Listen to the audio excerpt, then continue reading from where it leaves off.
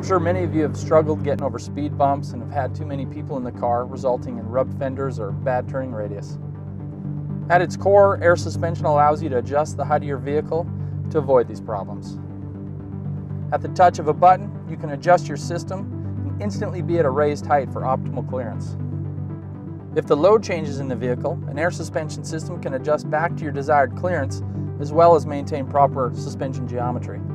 The surprise to most people when they drive a car in air suspension is that a properly engineered system can actually perform as good or better than static suspension. Better handling is achieved all while having a more comfortable ride because of the inherent qualities of the air spring.